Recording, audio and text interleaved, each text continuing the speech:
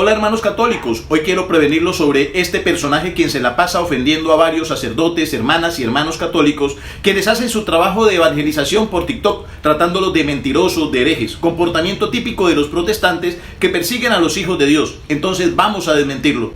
Ese es su perfil, que dice que pertenece al protestantismo reformado. Vamos a iniciar por allí.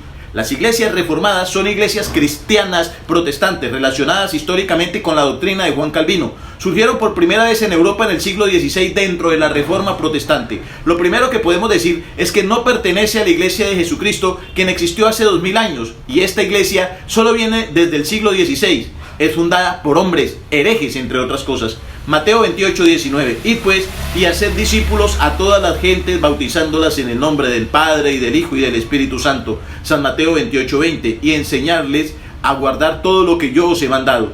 Y he aquí que yo estoy con vosotros todos los días hasta el fin del mundo.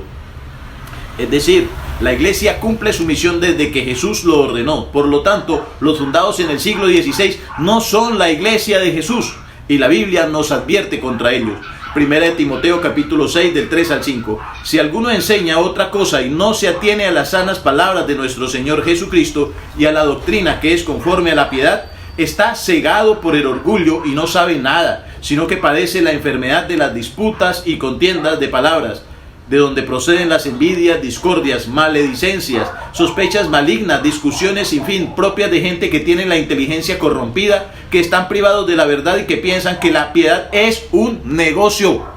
Las premisas que enseñan estos personajes son falsas, ya que no pueden ser probadas bíblicamente. La Biblia no enseña de que la salvación viene a través de una denominación o de una iglesia. Esta es la iglesia que fundó Cristo, o los católicos somos la iglesia que fundó Jesucristo, pero no tienen cómo comprobarlo. Entonces, como es imposible probar que su negocio es la iglesia de Jesús, quiere engañar a los católicos diciendo que la iglesia no es importante para la salvación. Pero contrario a lo que este personaje dice, para Jesús sí es importante su iglesia y es Él mismo quien la edifica. San Mateo 16:18. Y yo a mi vez te digo que tú eres Pedro, y sobre esta piedra edificaré mi iglesia, y las puertas del Hades no prevalecerán contra ella. Y más adelante el apóstol nos lo confirma diciendo en Timoteo 3:15. Pero si tardo para que sepas cómo hay que portarse en la casa de Dios, que es la iglesia de Dios vivo, columna y fundamento de la verdad. Es decir, la columna y el fundamento de la verdad es la iglesia. Y como Jesús sabía que llegarían muchos engañadores, mentirosos y lobos rapaces, Jesús se la encomienda al mismo Pedro.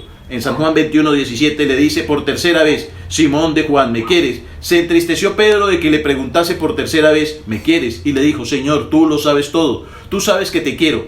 Le dice Jesús: apacienta mis ovejas. De tal manera que Jesús quiere una sola iglesia, no muchas iglesias como hacen los protestantes fundados por hombres.